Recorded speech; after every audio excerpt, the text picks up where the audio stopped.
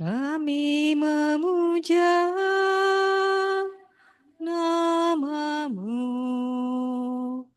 Sang Buddha, bersama air dan bunga pelita dan dupa. Kami bersujud padamu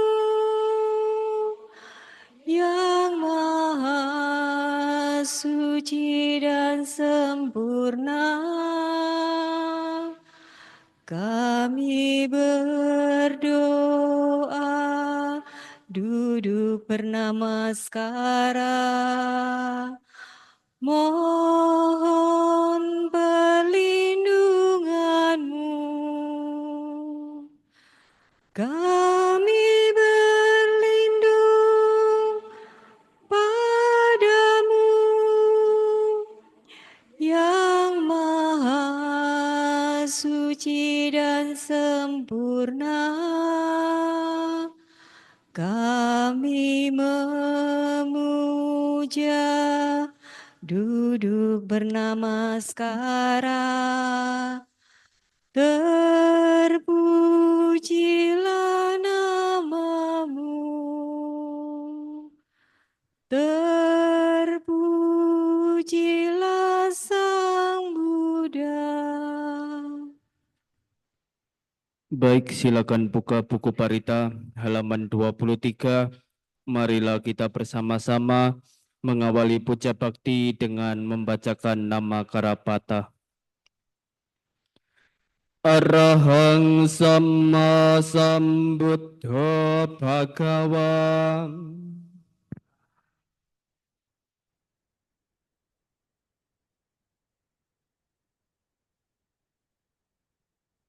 Buddhang Bhagawantang Abhiwadami.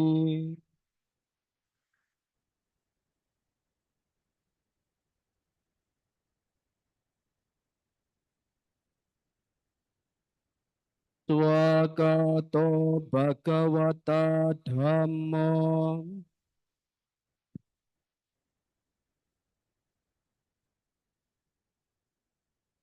Dhammang namasami.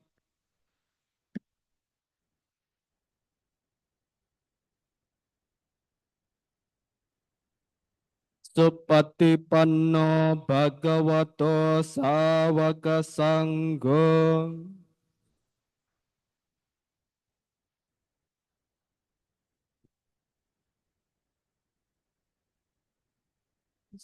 Sanghang namami.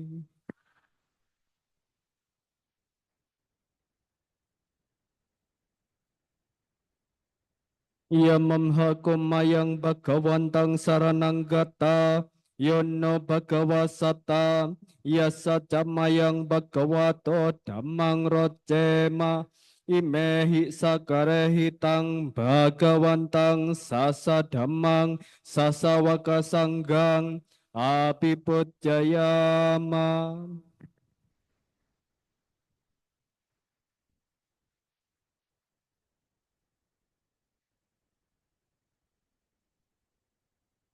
Andamayang buddhasa bhagavato pubabagana makarang karumase. Namo tassa bhagavato arahato samma sambuddhassa. Namo tassa bhagavato arahato samma sambuddhassa. Namo tassa bhagavato arahato samma sambuddhassa. Marilah kita melakukan persujudan awal kepada Sang Buddha, Sang Bhagawa.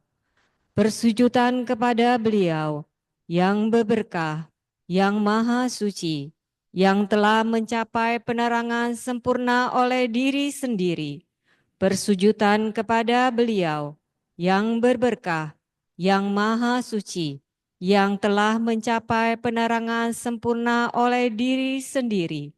Persujudan kepada Beliau yang berberkah, yang maha suci, yang telah mencapai penerangan sempurna oleh diri sendiri. Andamayang saranagamana patang panamase Buddhang saranang gacchami Dhammang saranang gacchami Sanghang saranang gacchami Dutiyampi Buddhang saranang gacchami Dutiyampi Dhammang saranang gacchami Dutiyampi Sanghang saranang gacchami Tatiyampi Buddhang saranang gacchami Tatiyampi Dhammang saranang gacchami Tatiyampi Sanghang saranang gacchami. Marilah kita membaca kalimat perlindungan. Aku berlindung kepada Buddha.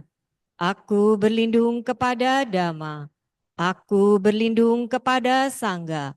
Kedua kalinya aku berlindung kepada Buddha. Kedua kalinya aku berlindung kepada Dhamma. Kedua kalinya aku berlindung kepada Sangha. Ketiga kalinya aku berlindung kepada Buddha. Ketiga kalinya aku berlindung kepada Dhamma. Ketiga kalinya aku berlindung kepada Sangha. Andamayang pancasika pada patang panamase Panatipata Weramani Sikapadang Samadiyami Adinadana Weramane Sikapadang Samadiyami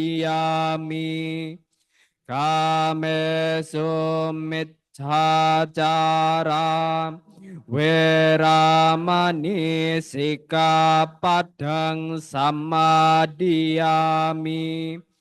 Musawada Weramani Sikapadang Samadiyami Sorameraya Majapamadatana Weramani Sikapadang Samadiyami. Marilah kita membaca 5 pelatihan sila. Aku bertekad melatih diri, menghindari membunuh makhluk hidup. Aku bertekad melatih diri, menghindari merampas barang yang tidak diberikan. Aku bertekad melatih diri, menghindari berbuat asusila. Aku bertekad melatih diri, menghindari berucap bohong. Aku bertekad melatih diri, menghindari meminum arak, minuman ragian yang memabukkan, mengakibatkan kelengahan. Buka halaman 31. Andamayang Buddhanusatinayang Karomase Iti piso Bhagawam Arahang Sama Sambuddho Weccacarana Sampanno Sugato Lokawido Anotaro Purisa Dhammasarati Satta sadewa manosanang Buddha Bhagawanti. Marilah kita menghayati renungan terhadap Sang Buddha. Karena itulah Sang Bagawa, beliau adalah yang maha suci, yang telah mencapai penerangan sempurna oleh diri sendiri, sempurna pengetahu serta tendak tanduknya, sempurna menempuh jalan ke Nibbana, pengetahu segenap alam, pembimbing manusia yang tiada taranya, guru para dewa dan manusia, yang sadar, yang berberkah. Andamayang Dhammanusatinayang Karumase Swakato Bhagavata Dhamma Sanditiko Akaliko Ehipasiko Opanayiko Pacatang Weditabo Winyuhim ti. Marilah kita menghayati renungan terhadap Dhamma. Dhamma telah sempurna dibabarkan oleh Sang Bagawa, terlihat amat jelas, tak bersela waktu, mengundang untuk dibuktikan, patut diarahkan ke dalam batin, dapat dihayati oleh para bijaksanawan dalam batin masing-masing. Andamayang Sangganusatinayang Karumase Sopatipanno Bhagavato Sawaka Sanggo Ojo patipanno Bhagavato Sawaka Sanggo Nyaya patipanno Bhagavato Sawaka Sanggo Samici patipanno Bhagavato Sawaka Sanggo Yatidang catare poresa yogani atha poresa pegala Esa bhagavato sawaka sanggo Ahuneyo pahuneyo dhakineyo anjali karaniyo Anotarang punya ketang lokasa ti. Marilah kita menghayati renungan terhadap Sangga. Sangga siswa Sang Bagawa telah bertindak baik. Sangga siswa Sang Bagawa telah bertindak lurus. Sangga siswa Sang Bagawa telah bertindak benar. Sangga siswa Sang Bagawa telah bertindak patut. Mereka adalah 4 pasang makhluk, terdiri dari 8 jenis makhluk suci. Itulah Sangga siswa Sang Bagawa, patut menerima sajian, patut menerima suguhan, patut menerima persembahan, patut menerima penghormatan, ladang menanam jasa yang tiada taranya bagi makhluk dunia.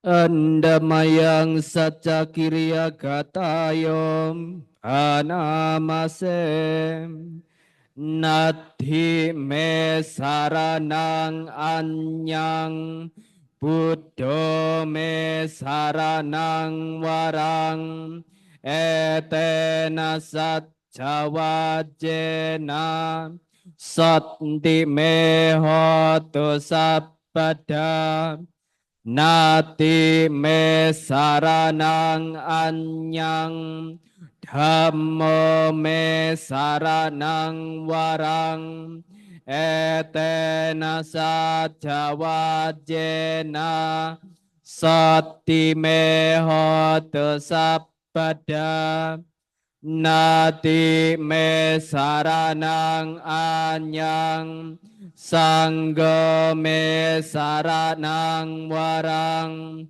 etena saca wajena sati mehotu sabada. Marilah kita membaca syair pernyataan kebenaran. Tiada perlindungan lain bagiku, Sang Budala pelindungku nan luhur. Berkat pernyataan kebenaran ini, semoga setiap saat aku selamat sejahtera. Tiada perlindungan lain bagiku, Damalah pelindungku nan luhur. Berkat pernyataan kebenaran ini, semoga setiap saat aku selamat sejahtera. Tiada perlindungan lain bagiku, Sanghala pelindungku nan luhur.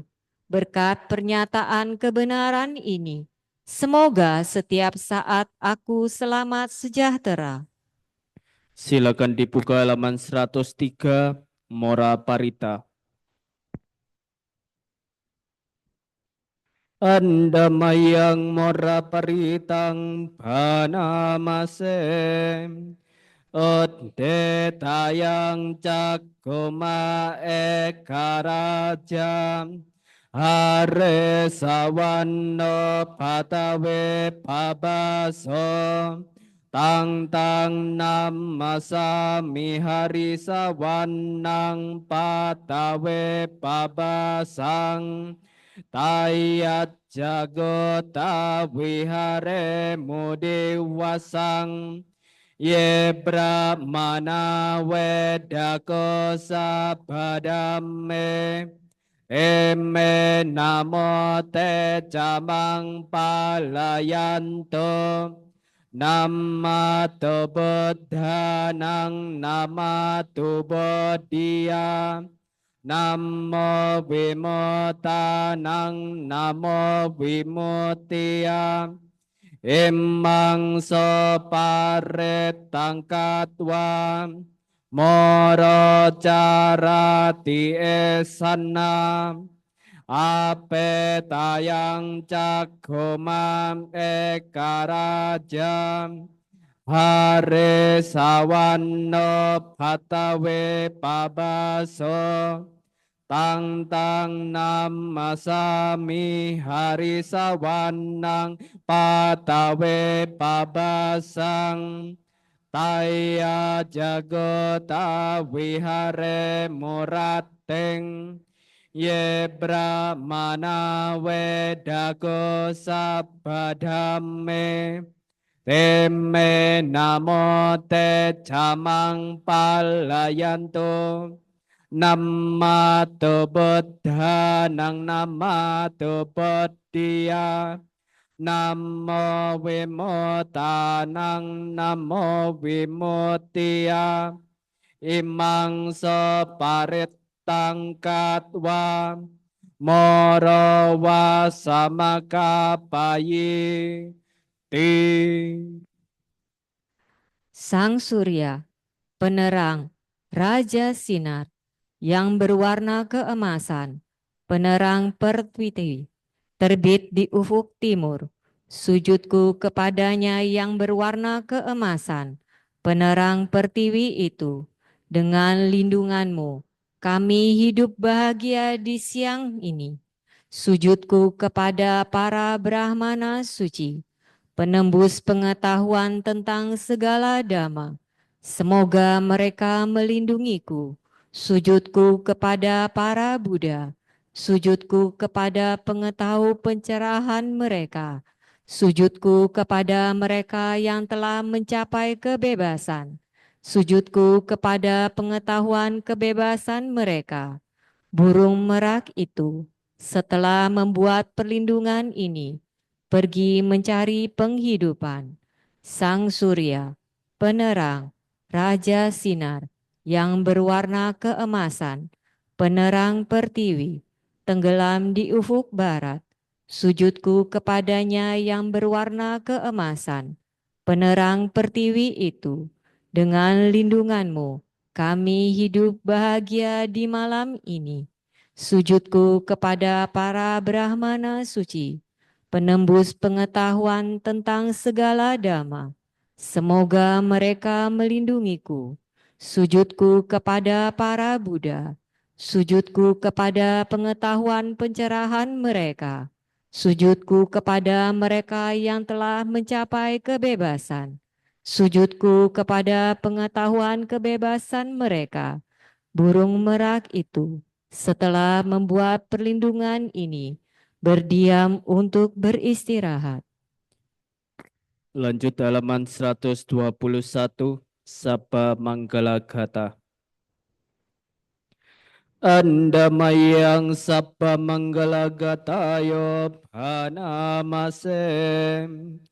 Bhavato sabba manggalang rakanto sabba dewata sabba buddhanubhavena sada sote bhavanto te bhavato sabba manggalang rakanto sabba dewata Sabadamanubhavena sada sote bhavanto te bhavato sabha manggalang rakanto sabha dewata sabha sanghanubhavena sada sote Bhavantu te.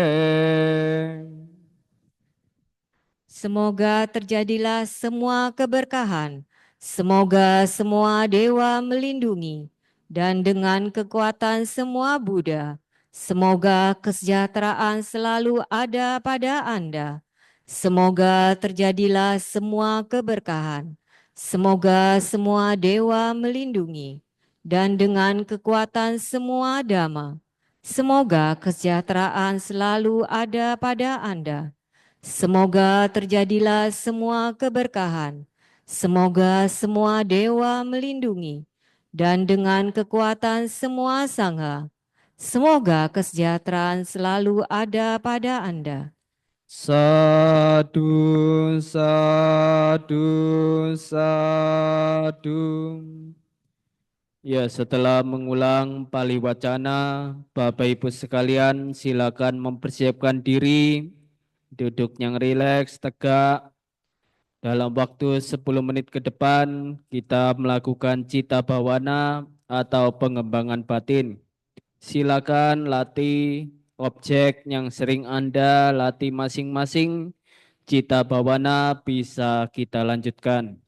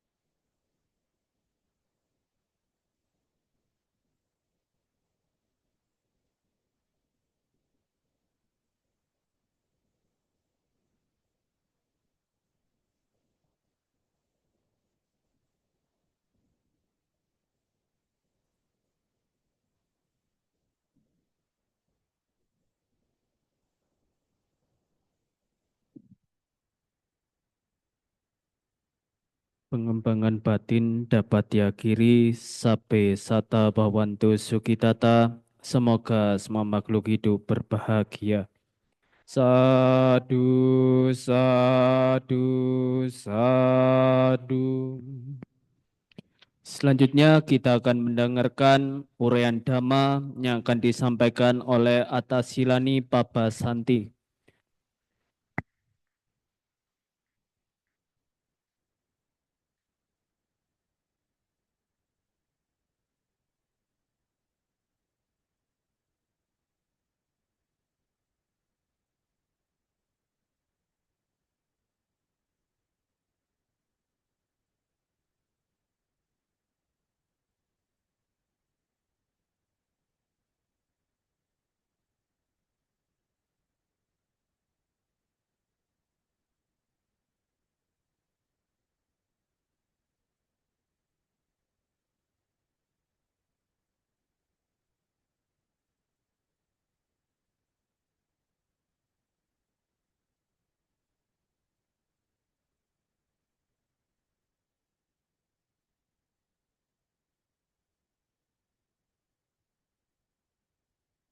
Ya, marilah Bapak, Ibu, saudara-saudari sekalian, kita merekapkan kedua belah telapak tangan kita seraya memuja Guru Agung Buddha Gotama.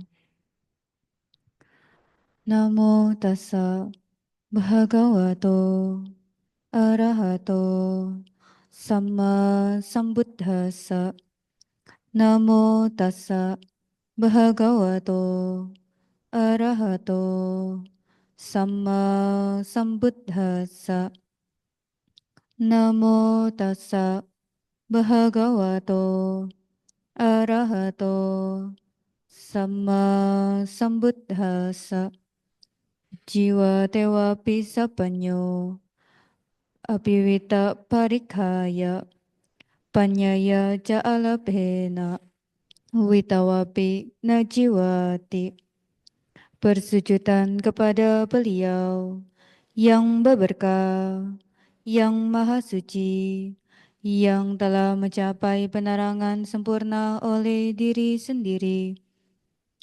Bersujudan kepada beliau yang berberkah, yang maha suci, yang telah mencapai penerangan sempurna oleh diri sendiri.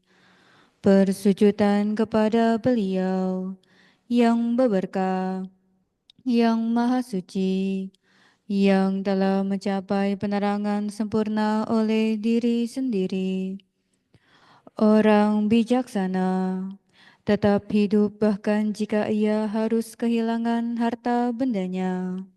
Tetapi orang dengan harta benda tanpa kebijaksanaan, ia bahkan tidak hidup pada saat ini. Dikutip dari Kudaka Nikaya Teragata, syair 499. Ya, selamat pagi, Satihontu Namo Buddhaya. Yang saya hormati pemimpin Puja Bakti dan juga Bapak Ibu saudara-saudari sekalian yang saya banggakan, merupakan suatu kebajikan yang luar biasa karena pada hari ini kita semua bersama-sama dapat melakukan kebajikan di tempat ini. Ini merupakan kali pertama saya datang ke sini dan juga membabarkan dhamma di Wihara Samagiwirya. Maka dari itu, izinkanlah saya untuk memperkenalkan diri saya terlebih dahulu. Perkenalkan, nama saya Atasilani Pabasanti. Nah, nanti jika berjumpa, misalnya main ke Wihara Ngandat, Padepokan Dhamma Dipa Arama, bertemu saya, jika ingat bisa menyapa. Sila Pabha, seperti itu ya. Nah, Bapak, Ibu, saudara-saudari sekalian, di kesempatan kali ini saya akan membawakan pembabaran Dhamma dengan tema 7 kekayaan mulia. Yang perlu kita ingat kembali, Bapak, Ibu, saudara-saudari sekalian, Kita semua yang berada di sini merupakan makhluk-makhluk yang beruntung. Karena apa? Karena kita dapat terlahir sebagai seorang manusia. Dikatakan dalam salah satu Dhammapada, syair Dhammapada Buddhawago, syair ke-182, di sana Buddha bersabda, sungguh sulit seseorang dapat terlahir sebagai seorang manusia. Dan juga sungguh sulit seseorang dapat terlahir sebagai seorang manusia yang dapat mendengarkan Dhamma. Nah, tapi sayangnya kebanyakan saat ini banyak manusia yang tidak mempergunakan kesempatannya terlahir sebagai seorang manusia dengan baik. Banyak manusia yang memilih untuk fokus untuk hanya memikirkan perihal kekayaan-kekayaan duniawi. Yang dimana kekayaan duniawi ini ketika kita kejar, ketika kita dapatkan, itu tidak ada habisnya. Sudah didapatkan, biasanya muncul lagi keinginan-keinginan untuk mendapatkan yang lebih banyak lagi. Padahal keinginan-keinginan itu merupakan salah satu sumber dari duka. Nah, maka dari itu kita sebagai manusia yang sangat-sangat beruntung, karena apa? Karena sudah terlahir sebagai manusia, kita juga memiliki kesempatan untuk belajar Dhamma. Sehingga kita punya pengetahuan yang bisa mengkondisikan kita sebagai manusia yang bisa hidup lebih seimbang. Kita tetap mengejar kekayaan berupa duniawi dikarenakan itu dibutuhkan ya untuk menjalani kehidupan sebagai manusia. Tapi karena kita mengenal Dhamma, kita juga diberitahukan oleh sabdanya Sang Buddha untuk bisa mengejar kekayaan-kekayaan yang di luar duniawi, yang dikatakan sebagai kekayaan yang mulia. Nah, kekayaan yang mulia ini merupakan kekayaan yang diajarkan oleh Sang Buddha kepada Rahula. Nah, ketika Sang Buddha kembali ke Kapilawastu setelah 7 tahun mencapai penerangan sempurna, nah, beliau kembali untuk mengunjungi keluarganya. Dan di sana Putri Yasodhara bilang kepada anaknya yaitu Rahula untuk meminta warisan kepada ayahnya yang merupakan Sang Buddha itu sendiri. Nah, akhirnya Rahula itu selalu mengikuti Sang Buddha, meminta warisan. Ayah, berikanlah warisanku. Nah, akhirnya Sang Buddha berpikir, warisan apa yang dapat diberikan kepada putranya?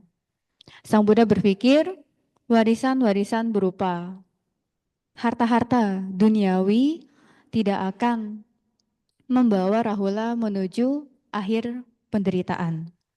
Karena Bapak Ibu, di dalam salah satu sutta, yaitu Kama Sutta, dikatakan di sana, ketika seseorang memiliki keinginan-keinginan berupa keinginan-keinginan yang duniawi, ketika ia berhasil untuk mendapatkannya, tentu ia akan merasa bahagia. Tapi yang namanya kehidupan tidak selalu seperti apa yang kita inginkan. Ada kalanya keinginan-keinginan kita itu tidak dapat terwujud. Nah, maka dari itu ketika keinginan-keinginan duniawi itu tidak terwujud dan seseorang tidak memiliki kebijaksanaan, tidak memiliki keseimbangan batin, ia akan merasa menderita. Seperti dianalogikan seseorang yang tertusuk anak panah. Nah, maka dari itu kekayaan mulia ini merupakan kekayaan yang perlu dan wajib bagi kita sebagai umat Buddha untuk mengembangkannya. Agar apa? Agar lebih seimbang. Kekayaan duniawi untuk menopang kehidupan sebagai manusia tetap dicari, tetap dicukupi, tapi juga tetap mengembangkan sisi yang lainnya, yaitu mengembangkan kekayaan-kekayaan yang mulia. Nah, penjelasan mengenai kekayaan mulia ini dapat kita temui dalam Sangkittadana Sutta, Anguttara Nikaya, kelompok 7 Sutta ke-5. Nah, di sana membahas tentang Satta Aryadana atau 7 kekayaan mulia.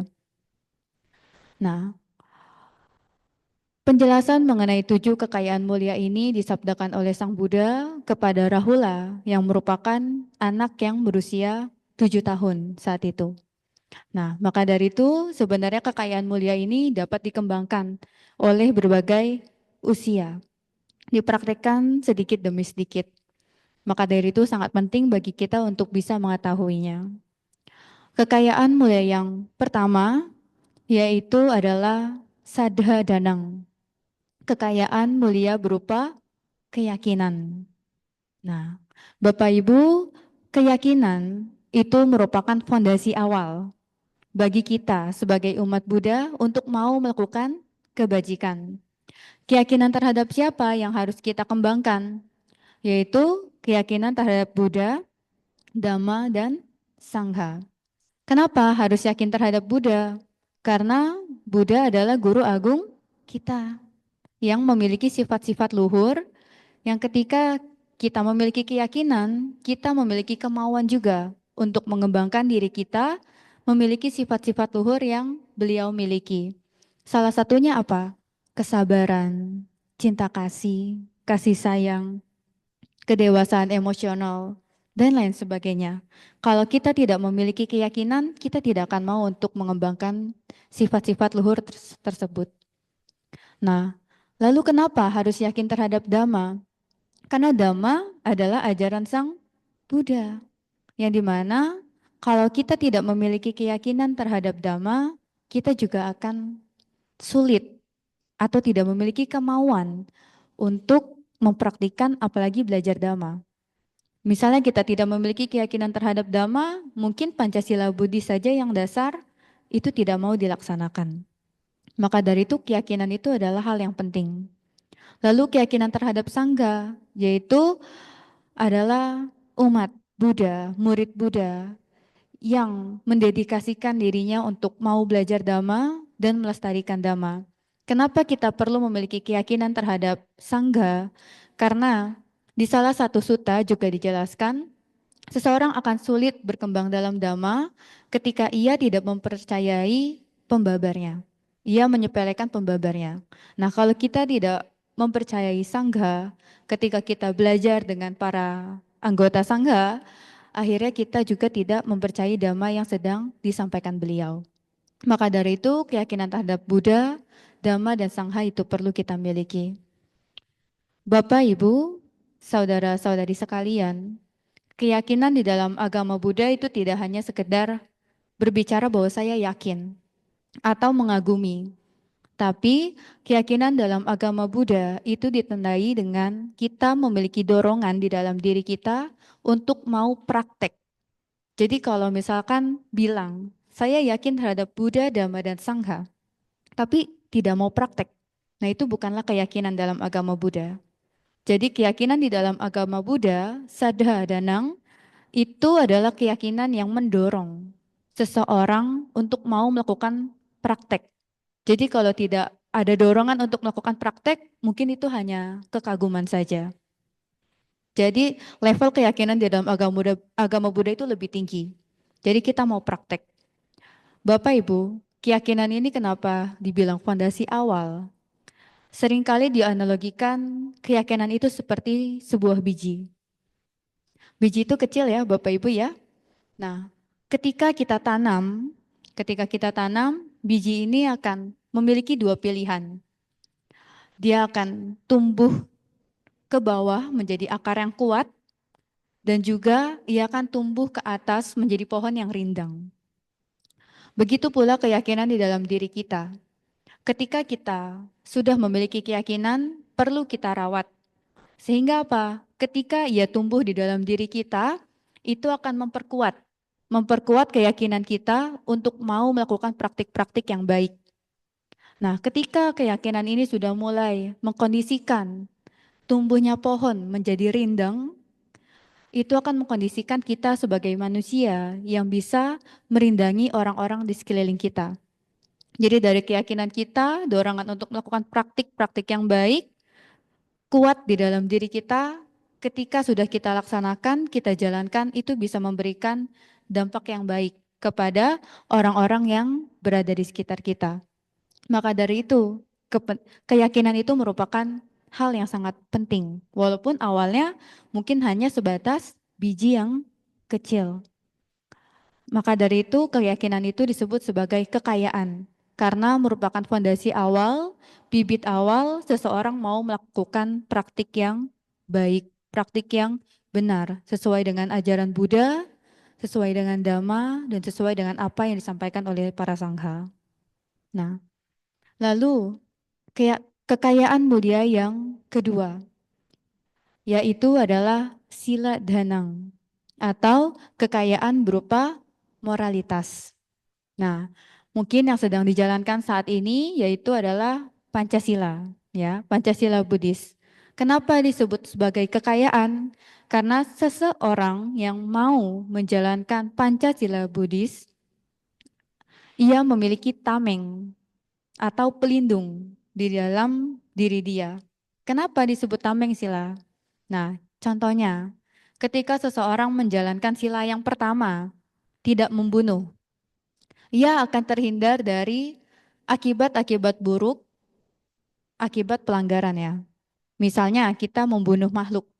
Bisa saja ketika kita dalam proses menyakitinya, kita diserang balik oleh makhluknya. Nah, itu yang kejadiannya saat itu ya. Kita tidak berbicara karma yang akan datang, tapi yang saat itu terjadi, karma instannya gitu kan.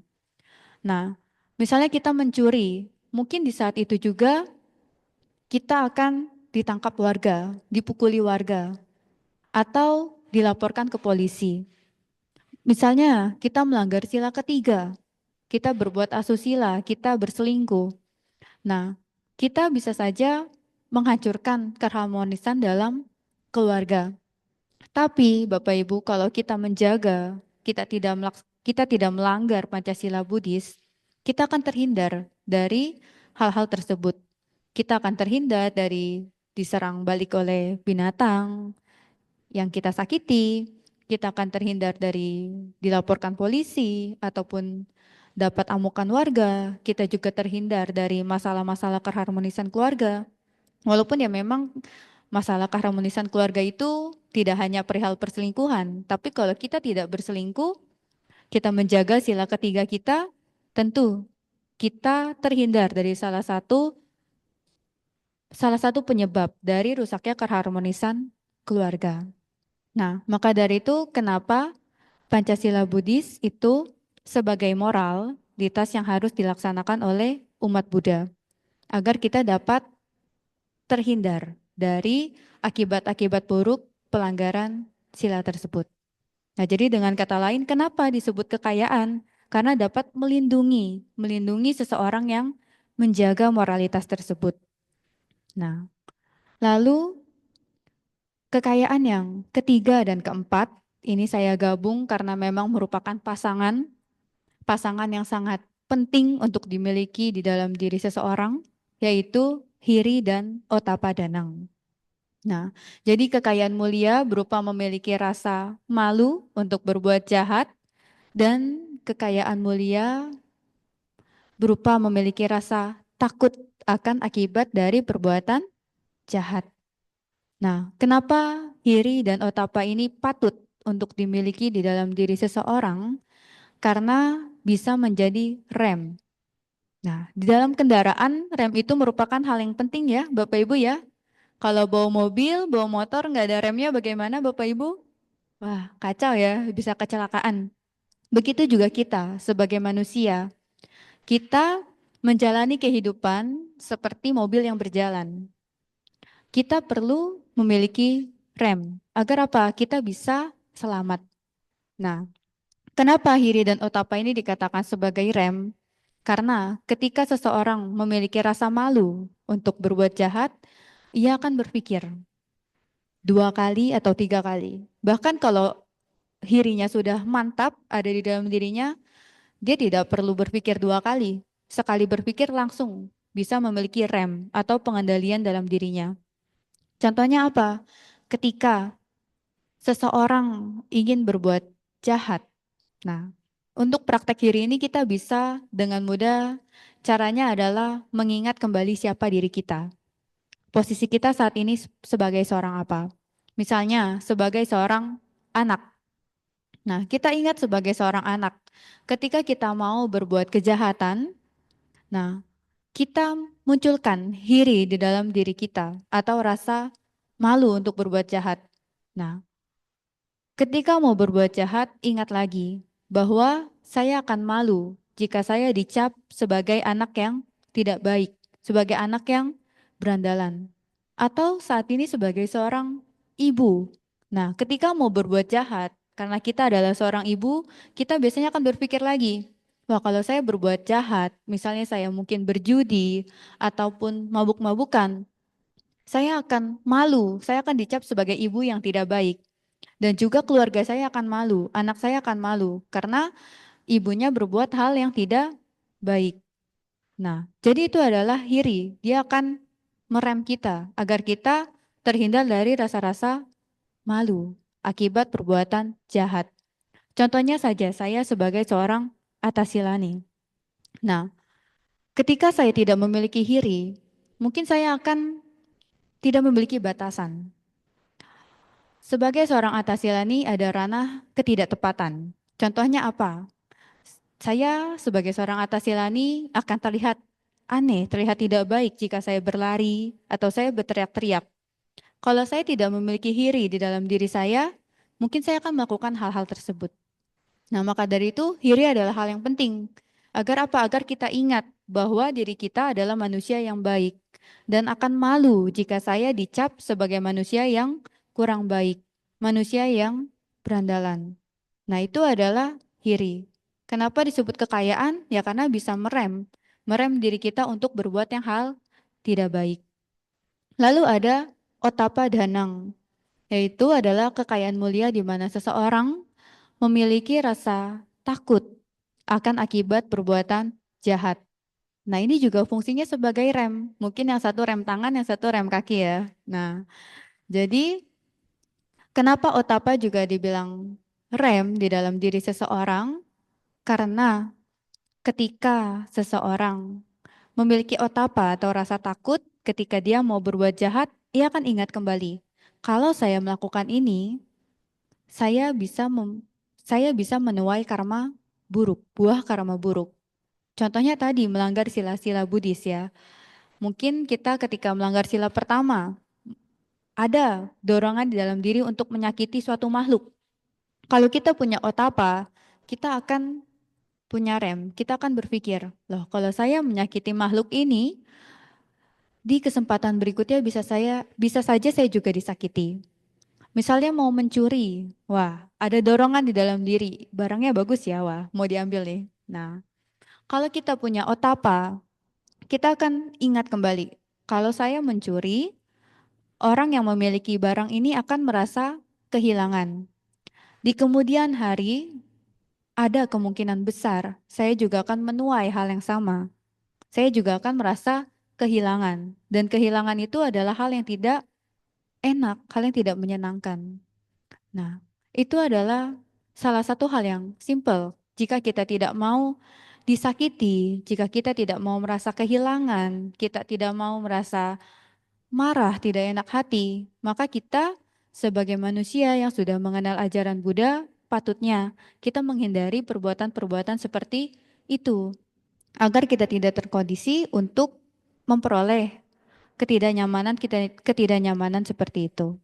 Nah, itu adalah kekayaan berupa memiliki rasa malu dan juga memiliki rasa takut akan akibat perbuatan jahat.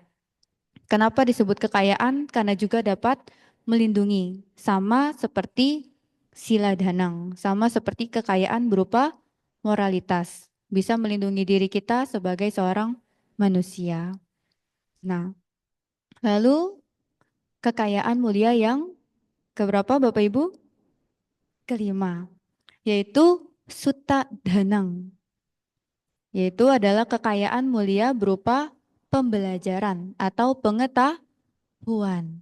Nah, kenapa disebut sebagai kekayaan?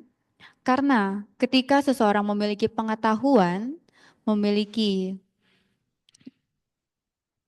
pengetahuan akan berbagai banyak hal itu bisa mempermudah kehidupannya. Contohnya apa? Contohnya ketika kita mau menggunakan transportasi umum. Nah, mungkin pertama kali ketika kita tidak memiliki pengetahuan, kita akan merasa bingung, kita akan merasa pusing gitu ya. Gimana caranya saya bisa naik kereta? Gimana caranya saya bisa naik pesawat ataupun angkot gitu ya. Kalau kita tidak memiliki pengetahuan, kita akan bingung. Bahkan bisa nyasar dan lain sebagainya. Nah, tapi ketika kita sudah memiliki kemauan untuk belajar dari pengalaman tersebut, pengalaman pertama, kita belajar semua prosesnya walaupun ada nyasarnya ataupun ada salahnya, kita tanya-tanya kepada orang lain. Setelah memperoleh pengetahuan tersebut, pengetahuan yang sebenarnya simpel, yaitu adalah pengetahuan untuk menggunakan transportasi umum, di kesempatan kedua, di kesempatan ketiga, kita itu tidak akan bingung lagi. Kita akan lebih mudah. Contohnya seperti naik sepeda. Ketika pertama kali kita naik sepeda, kita belum punya pengetahuan bagaimana caranya mengendarai sepeda. Nah, kita akan bingung, kita akan pusing juga gitu ya. Gimana caranya biar seimbang? Gimana caranya biar nggak jatuh? Tapi kalau kita sudah punya pengetahuan, kita akan lancar naik sepeda. Bahkan kalau yang sudah pro bisa lepas tangan atau tutup tangan. Nah, itu adalah fungsinya memiliki pengetahuan. Nah, pengetahuan ini tidak terbatas dengan pengetahuan dhamma yang dikatakan ajaran Buddha, tapi juga pengetahuan dhamma yang berupa kebenaran secara keseluruhan. Nah, jadi setiap hal baik di dunia ini itu juga disebut sebagai dhamma. Jadi tidak terpatok hanya belajar suta-suta saja ataupun cerita-cerita Buddha saja, tapi pengetahuan yang lain juga penting untuk kita miliki, kita ketahui. Maka dari itu, kita tidak boleh menyerah ataupun takut menyerah atau takut dalam proses pembelajaran. Ketika saya berada di sekolah dasar, itu di sekolah saya seringkali ada kata-kata motivasi. Nah, yang sering saya temui adalah tiada kata terlambat untuk belajar. Jadi, walaupun berapapun usia kita, itu masih memiliki kemungkinan untuk belajar. Belajar dari hal-hal yang berada di sekitar kita, belajar dari pembelajaran dhamma yang kita dengarkan setiap hari Minggu dan lain sebagainya. Itu adalah bekal pengetahuan untuk kehidupan kita. Nah, kenapa pengetahuan ini penting? Saya berikan contoh di bagian ranah dhamma. Contohnya, ketika kita memiliki pengetahuan mengenai anicca atau ketidakkekalan. Kalau kita tidak memiliki pengetahuan bahwa ada yang disebut sebagai anicca di kehidupan ini, ada konsep di mana memang segala sesuatu hal yang berkondisi itu tidaklah kekal. Kalau kita tidak memiliki pengetahuan demikian, ketika kita bertemu atau berhadapan dengan perubahan, misalnya kita yang tadinya sehat, segar bugar, bisa jalan ke sana sini, bisa main ke sana sini, bisa melakukan aktivitas dengan enak, dengan enjoy. Tapi ketika terjadi perubahan, akhirnya sakit. Nah, kalau kita tidak memiliki konsep anicca di dalam diri kita bisa saja mungkin hanya sakit demam saja, kita bisa menggerutunya itu berlebihan. Bisa saja sedihnya itu berlebihan, tidak menerima kondisinya saat itu. Tapi kalau kita sudah punya pengetahuan, oh ternyata anicca atau ketidakkekalan itu memang dirasakan oleh semua orang. Semua orang itu pasti merasakannya. Dan saya pun pasti akan merasakannya. Ketika mengalami kondisi-kondisi tersebut, misalnya sakit ataupun ditinggal oleh orang yang kita sayang ataupun kehilangan benda yang kita sayang, dengan pengetahuan tersebut, kita bisa lebih menerima kondisi yang kita rasakan pada saat itu. Itu adalah fungsinya pengetahuan. Maka dari itu, jangan lelah-lelah, jangan capek-capek untuk mau menambah pengetahuan lebih banyak lagi. Dari pengetahuan, kita bisa melaksanakan praktik dengan baik. Contohnya apa? Pengetahuan terhadap pelaksanaan Pancasila Buddhis. Kalau kita tidak memiliki pengetahuan, batasan-batasannya apa saja sih? Misalkan baca palinya. Wah, di sini saya cukup kagum Karena di sini baca parita juga membacakan artinya. Karena itu adalah hal yang penting. Kadang kita membacakan Pali, orang tidak tahu artinya apa. Padahal yang penting adalah ketika kita bisa memahami apa esensi atau arti dari parita tersebut, agar bisa menjadi pengetahuan bagi diri kita. Nah, ketika kita memiliki pengetahuan tentang pelaksanaan Pancasila Buddhis, maka kita bisa menjalankan moralitas itu dengan baik. Itulah mengapa dikatakan Sutta Dhanang sebagai salah satu kekayaan yang mulia. Karena bisa membantu seseorang yang memiliki pengetahuan tersebut memperoleh kemudahan dalam pelaksanaan kehidupannya. Nah, lalu yang berikutnya adalah kekayaan mulia berupa kedermawanan atau Jagadhanang. Nah, kedermawanan ini sudah satu level lebih tinggi dibandingkan berdana. Nah, bedanya apa sih lah? Nah, ketika kita berdana, biasanya sifatnya itu masih subjektif. Jadi contohnya apa? Contohnya, saya hanya mau berdana kepada wihara A. Saya hanya mau berdana kepada Bante A, Atasilani A, Samanera A. Nah, jadi biasanya masih subjektif. Tapi ketika itu konsepnya sudah kedermawanan, tujuannya sudah lebih tinggi. Tujuannya apa? Untuk meringankan atau membantu pihak yang membutuhkan.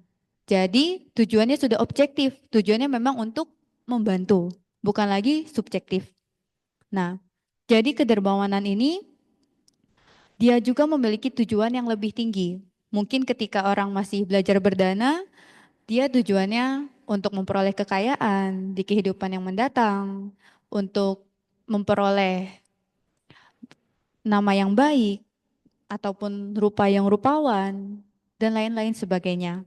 Apakah itu salah? Tidak salah. Tapi itu adalah tujuan dari memberi yang levelnya lebih rendah karena tujuannya duniawi. Tapi kalau sudah masuk ke dalam Jagadhanang atau kedermawanan, mereka yang memberi memiliki tujuan yang lebih tinggi.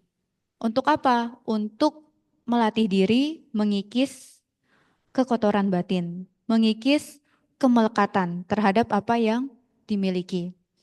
Nah, kedermawanan ini juga memiliki tujuan yang lebih tinggi karena selain dia sudah objektif dan tujuannya adalah untuk mengkondisikan diri agar kotoran batin terkikis. Nah, jaga ini juga lebih di mana menjadi sifat atau karakter. Jadi kalau berdana mungkin kita menentukan saja ya, misalkan Sabtu Minggu atau apa. Tapi kalau jaga itu sudah masuk ke dalam karakter seseorang. Jadi ketika melihat ada yang membutuhkan dan dia mampu, kedermawanannya akan muncul. Akan secara otomatis dia mau untuk memberi. Dan memberinya sudah tanpa pamrih. Nah, dan ini adalah hal yang penting untuk dikembangkan di dalam diri kita. Jadi tujuannya bisa kita tingkatkan yaitu untuk mengikis kemelekatan. Agar apa? Agar karena kita memiliki tujuan yang lebih tinggi, sebenarnya otomatis tujuan-tujuan yang sifatnya duniawi itu sudah mengikuti. Karena tujuannya sudah lebih tinggi dan fokus kita lebih tinggi. Sudah tidak perlu kita pikirkan lagi tujuan-tujuan yang bersifat duniawi seperti nama baik ataupun kekayaan yang melimpah di kemudian hari. Itu sudah otomatis mengikuti karena kita sudah berbuat, kita sudah melakukannya. Jadi akan lebih baik ketika kita mulai melatih diri kita, mengkondisikan batin kita, ketika kita mengembangkan kedermawanan, ketika kita belajar untuk memberi, tujuannya adalah untuk mengikis kotoran batin. Tidak lagi bersifat pamrih dan juga tidak lagi melekat atas dana yang diberikan. Contohnya apa? Saya pernah mendengar salah satu ceramah dhamma dari Bhikkhu Attadhiro. Nah, beliau menjelaskan syarat-syarat berdana yang baik. Nah, salah satunya adalah tidak memiliki kemelekatan lagi dengan apa yang didanakan. Misalnya kita berdana makanan kepada para bante. Nah, terkadang masih ada di dalam diri kita, jiwa-jiwa kita, batin kita.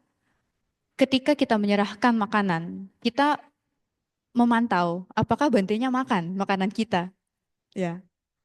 Nah, atau menyerahkan apapun itu ya, kita memantau kira-kira bantinya bawa balik gak ya.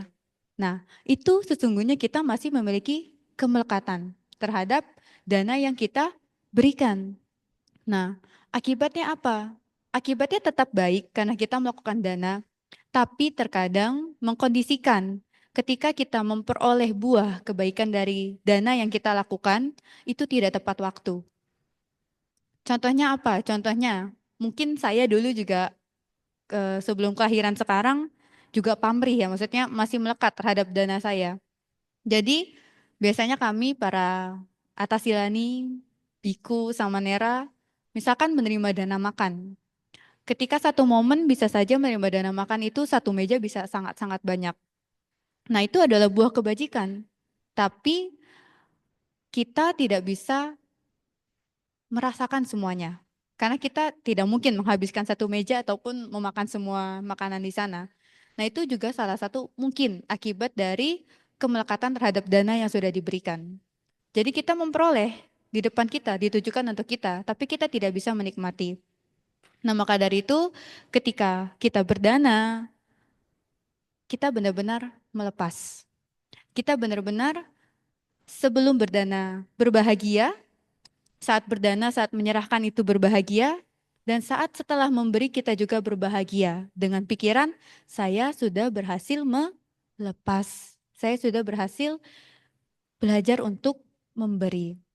Jadi sudah tidak ada lagi di dalam pikiran yang melekati dana tersebut. Apakah dana tersebut diambil, dibawa pulang, ataupun sebagainya. Nah, itu adalah benar-benar melepas yang sesungguhnya. Nah, saya tidak menyalahkan karena saya juga merasa sepertinya saya dulu seperti itu. Makanya saya menuai juga saat ini gitu kan. Nah, lalu kekayaan mulia yang terakhir ya, yaitu berupa kekayaan mulia dengan memiliki kebijaksanaan atau panyadanang. Nah, kebijaksanaan secara sederhana itu biasanya diartikan bisa membedakan mana yang baik, mana yang buruk ya secara global. Tetapi orang yang memiliki kebijaksanaan sesungguhnya juga selain bisa membedakan mana yang baik, mana yang buruk, dia juga bisa memahami dan mengaplikasikan pengetahuan mengenai anicca, dukkha, dan anatta di dalam kehidupannya.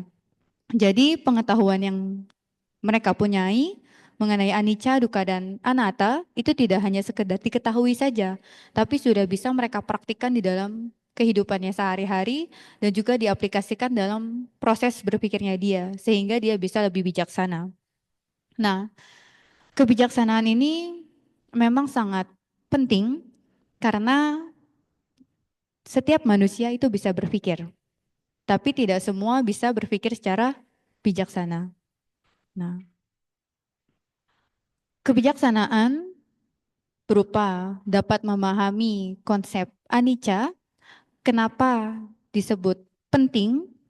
Karena seperti tadi yang sudah saya sebutkan juga, ketika kita memahami konsep anicca atau ketidakkekalan, ketika kita menemui situasi atau kondisi perubahan, kita ditinggalkan oleh orang yang kita sayangi, kita kehilangan barang-barang yang kita cintai, ataupun kita mengalami perubahan-perubahan di dalam tubuh, entah sakit ataupun menuju usia tua.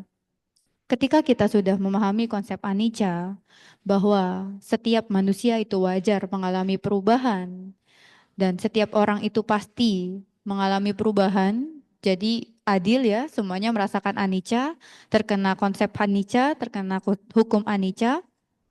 Ketika kita berada di posisi tersebut, kita bertemu dengan perubahan-perubahan, kita akan bisa lebih memahami. Kita akan bisa lebih mengkondisikan pikiran kita lebih tenang. Karena apa? Kita udah paham.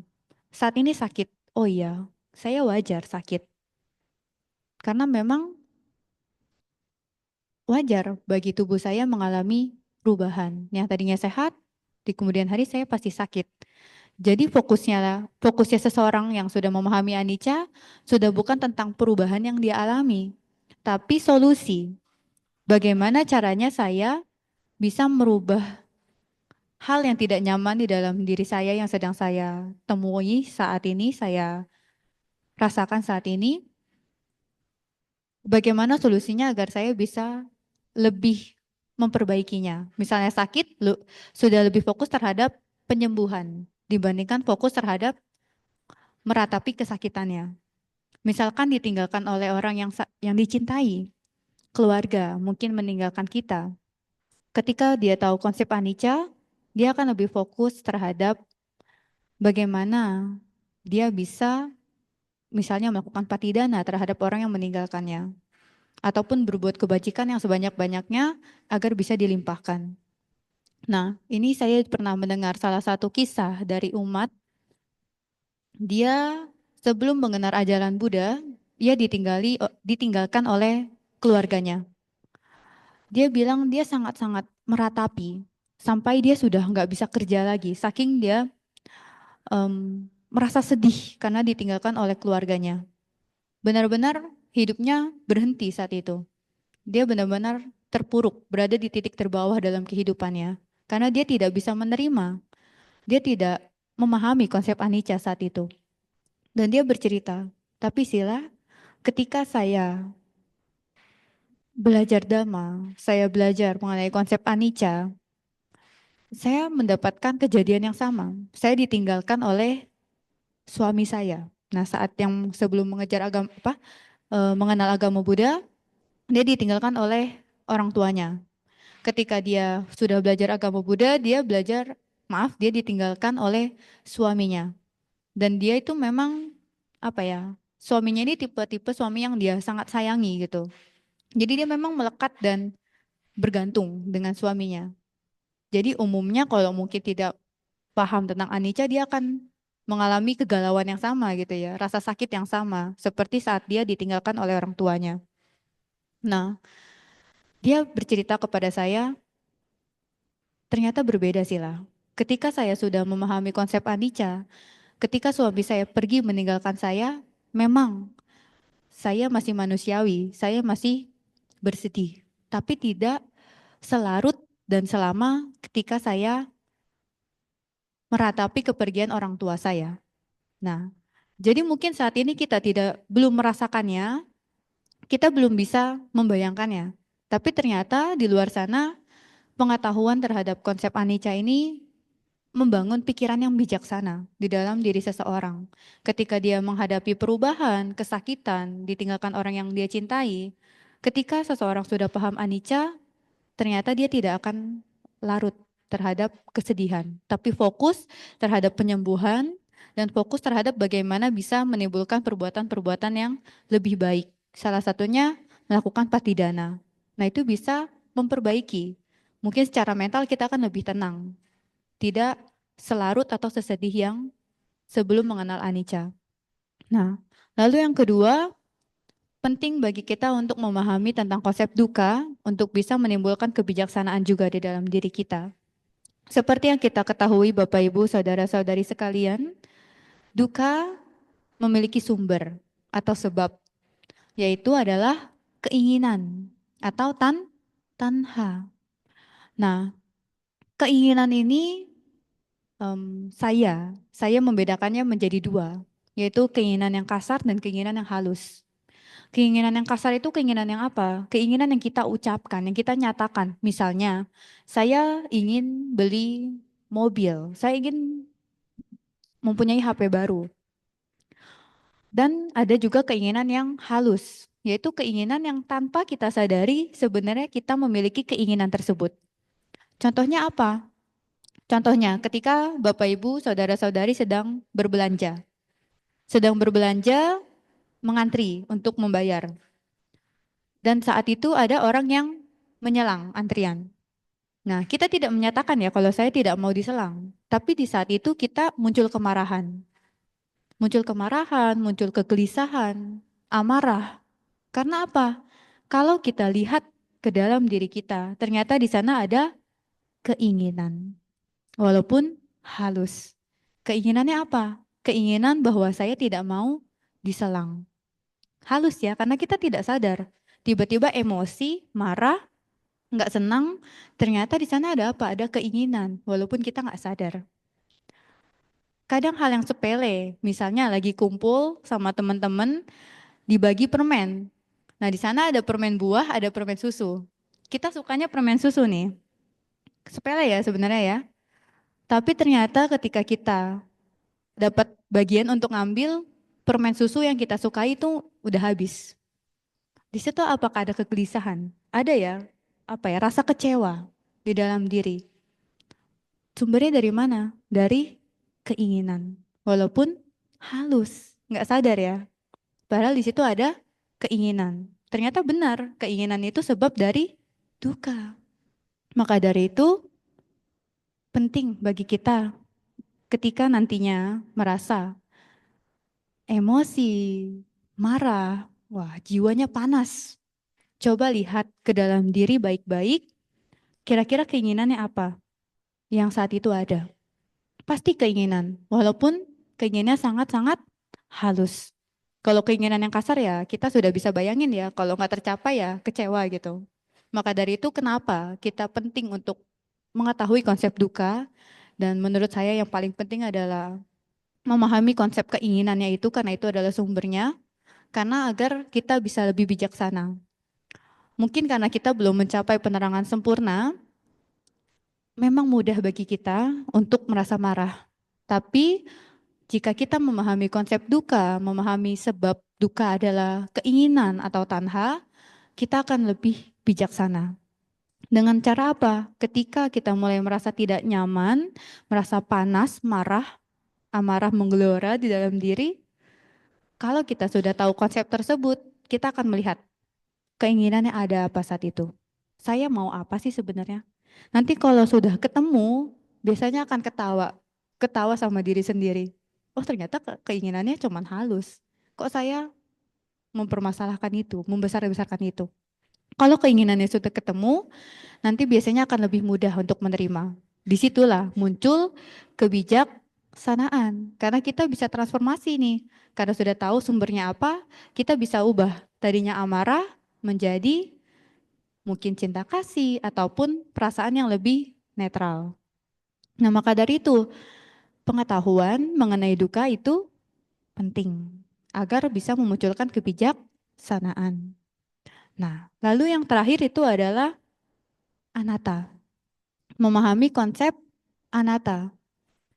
Mungkin saya saat ini tidak menjelaskan pengertian konsep anatta yang mendalam ya, seperti tubuh kalau dipotong-potong itu tidak ada yang namanya pabasanti ataupun apa. Nah, ini yang lebih mendasar saja. Ketika kita memiliki anatta, keakuan di dalam diri, sebenarnya kemelekatan kita itu besar. Nah, untuk apa seseorang belajar dhamma, sudah memiliki pengetahuan dhamma, tapi keakuannya besar. Merasa bahwa saya adalah orang yang paling pintar dalam hal belajar dhamma. Oh, pengetahuan dhamma saya paling tinggi di wihara ini, tidak ada yang menandingi. Nah, itu adalah keakuan, kesombongan. Karena apa? Sumbernya dari mana? Dari anatta atau keakuan, ya.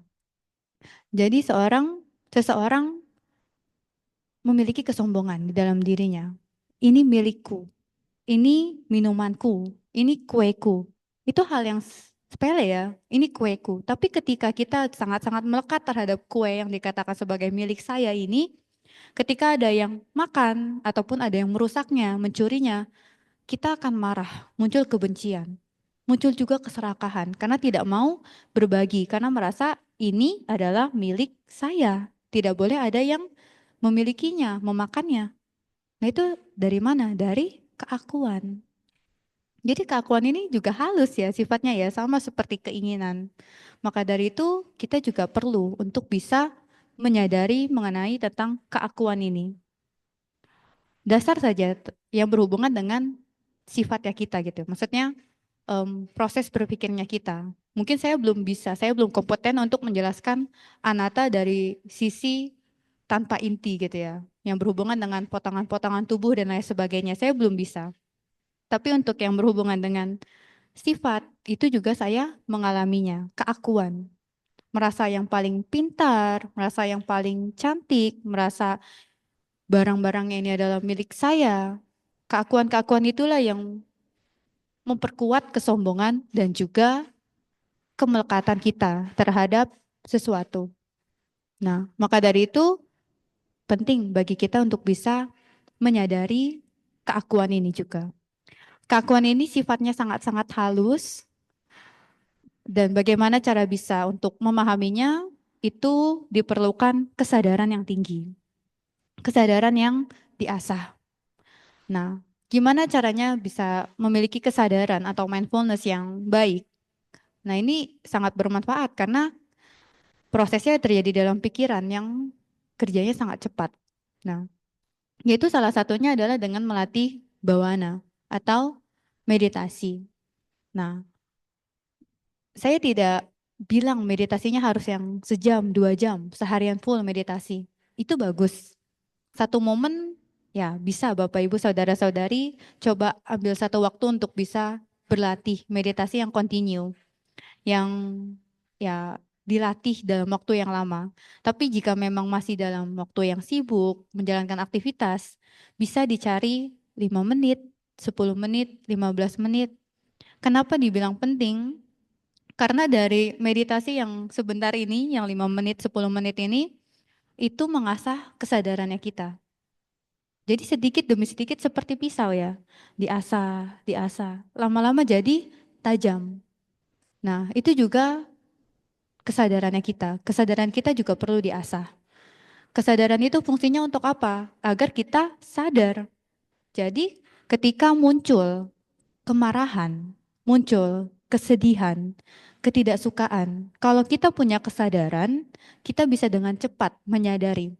Sebelum marah saja kita sudah bisa menyadari, loh saya mau marah nih. Kalau sudah sadar, biasanya kita akan lebih mudah untuk transformasi atau merubah yang tadinya kemarahan jadi tidak jadi marah. Nah, ini pernah saya rasakan ketika saya selesai Vipassana untuk pertama kalinya. Dulu saya ikut Vipassana pertama kalinya di Padepokan Dhammadippa Arama.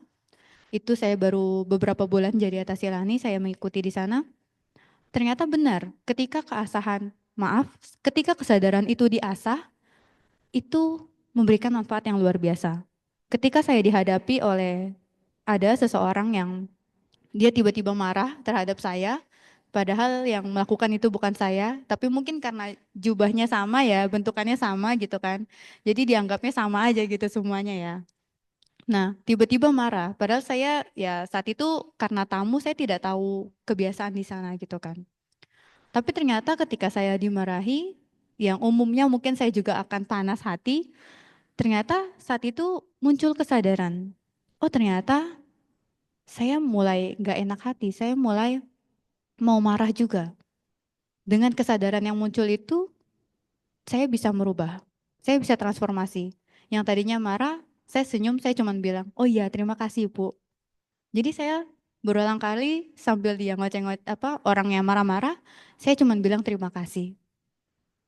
Nah, jadi saya rasa kenapa kesadaran itu penting. Agar kita bisa cepat mengetahui ketika muncul kotoran batin di dalam diri kita.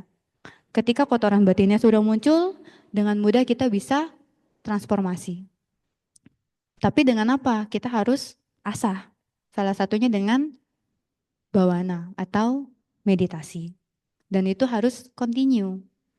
Bisa diusahakan setiap mau menjelang tidur 15 menit ya. Mungkin bisa yang tadinya mungkin kebiasaannya nge-scroll medsos gitu ya sebelum tidur. Nah bisa diambil 15 menit. Kadang 15 menit itu tidak terasa. Kalau kita memang menikmati momen dari bawana atau meditasi tersebut. Kenapa 15 menit, 10 menit itu bisa jadi berat ketika bermeditasi? Karena kita berpikir, karena kita memikirkannya, kapan selesainya. Nah itu yang membuat berat. Jadi sebenarnya hanya soal permainan pikiran. Nah inilah mengapa kebijaksanaan juga merupakan hal yang penting dan berupa kekayaan. Karena manfaatnya bisa dilihat ya, lumayan besar. Bisa merubah kondisi mentalnya kita, cara berpikirnya kita, sehingga bisa lebih bijaksana. Nah, demikian Bapak Ibu, ini adalah kekayaan-kekayaan mulia yang perlu kita kembangkan sebagai penyeimbang kehidupan. Tidak hanya kekayaan berupa duniawi, yang memang saya juga tidak bisa bilang kita nggak boleh kejar duniawi. Nah, boleh, karena khususnya untuk Bapak Ibu masih memerlukannya untuk menopang kehidupan, untuk mencukupi kehidupan, agar kehidupan lebih nyaman. Tapi karena kita sudah bertemu ajaran Buddha, kita sudah memiliki pengetahuan, maka kekayaan yang bersifat adi duniawi atau yang mulia, yang spiritual juga patut untuk dikembangkan agar batin kita bisa seimbang.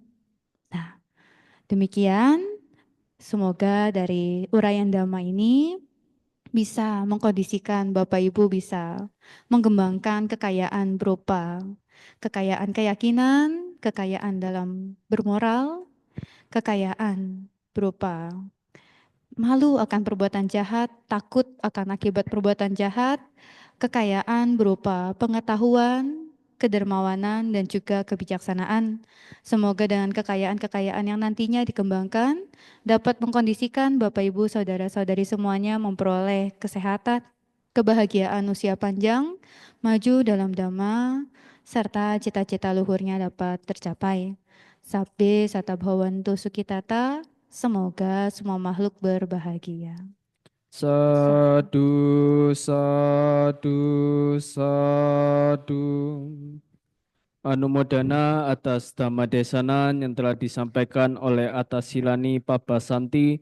Semoga membawa kebahagiaan bagi kita semua dan memberikan semangat untuk terus praktik dalam ajaran Buddha Dhamma.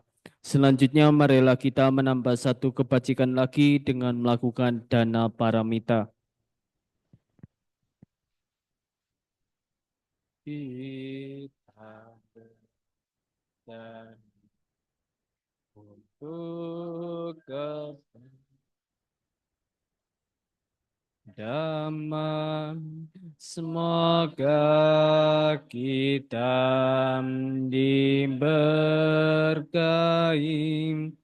oleh Buddha Maha Suci. Berdanalah kita semua dengan hati ikhlas rela. Semoga karma baik kita dirahmati Sang Triratna. Anumodana atas dana yang telah diberikan, semoga membawa hal-hal baik bagi Bapak Ibu semua.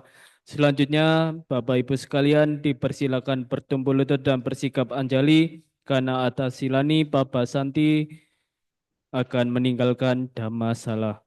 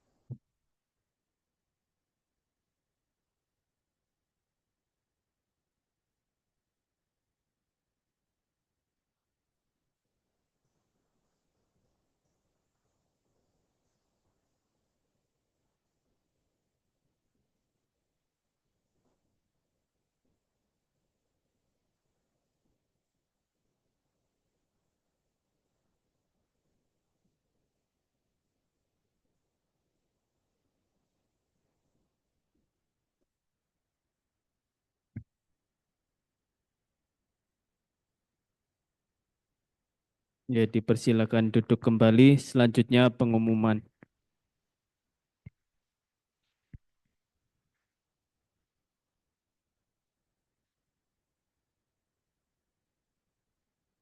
Setiap Kamis malam jam 7 diadakan latihan meditasi bersama dibimbing oleh Saudara Johan Carli. Lalu minggu depan Puja Bakti tanggal 8 Desember akan diisi oleh Bante Witarato. Untuk jadwal dan nama makan nanti saya infokan lebih lanjut. Next. Ini tidak bosan-bosannya saya menghimbau Bapak Ibu sekalian bahwa motor mohon bisa diparkir di halaman belakang vihara, dan bagi pengguna WC baik cowok maupun cewek tolong setelah memakai WC tidak mencuci kaki di dalam WC karena WC-nya merupakan WC kering. Sebagai gantinya bisa mencuci kaki di itu yang ada tanda panah itu di sebelah wastafel untuk cuci piring ya. Lalu kami dari Magabudi mengadakan kursus dasar agama Buddha pada tanggal 8 dan 15 Desember. Bagi yang ingin mengikuti bisa mendaftar di saya. Sementara ini baru 9 peserta. Silakan baginya mau mendaftar usia mulai dari SMA sampai umum. Bagi yang sudah pernah ikut pun kalau mau belajar lagi monggo, tetapi nanti tidak mengikuti prosesi wisudi. Ya, jadi silakan bagi yang ingin mendaftar.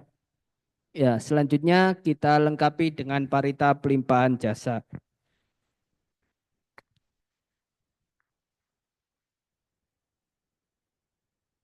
Oh iya, nanti setelah puja bakti ini selesai, dimohon yang berulang tahun di bulan November berkumpul di bawah, kita merayakan ulta bersama-sama.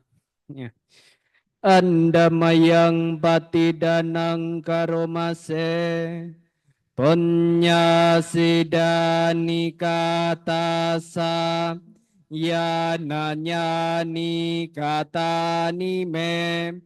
Tesang jabakino honto satananta pamanaka ye piya gunawanta ca maihang mata pita dayo dita meja piadit hawa anye Jatawerino sata tethanti lokasming tebum macatuyonika panceka catuwokara sangsaranta bhawa bawe nyatang ye patidaname anumodanto te sayang ye cimang napajananti dewa te sang niwedayung maya dinana ponyanang anumodana hetuna sabe sata sadahontum awera sukajiwino kemabmadan capaponto tesa sasejatang subhang. Semoga jasa-jasa yang kulakukan kini atau di waktu yang lain melimpah kepada semua makhluk, tiada batas, tiada hingga, yakni kepada mereka yang kukasihi, yang berjasa, seperti ayah dan ibuku, kepada mereka yang kukenal ataupun yang tidak, dan kepada mereka yang bersikap netral atau bermusuhan, makhluk-makhluk yang berada di alam semesta, di ketiga alam, keempat jenis kelahiran, terdiri dari 5, 1 ataupun 4 kawasan sanya, yang mengembara di alam besar dan di alam kecil. Atas pelimpahan jasaku ini, semoga mereka yang mengetahui turut bersuka cita. Bagi mereka yang tidak mengetahui, semoga para dewa memberitahukannya. berkat turut bersuka cita atas jasa-jasa yang kulimpahkan ini. Semoga semua makhluk senantiasa bebas dari permusuhan, serta hidup dalam kebahagiaan. Semoga mereka mendapatkan jalan kedamaian. Semoga cita-cita luhur mereka tercapai. Sadu, sadu, sadu. Kita tutup dengan nama Karapata.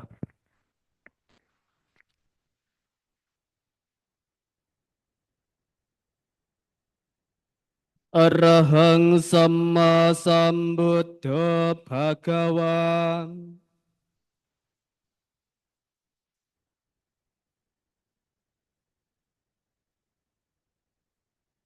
Buddhang Bhagawantang Abhiwademi.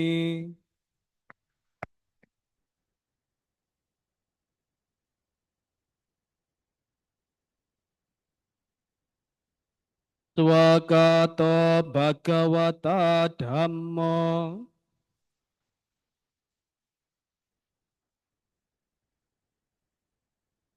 Dhammang Namasami.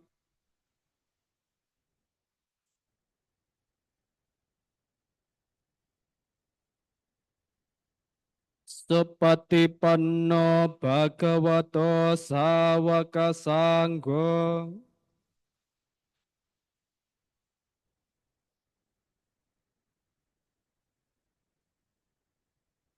Sanghang Namami.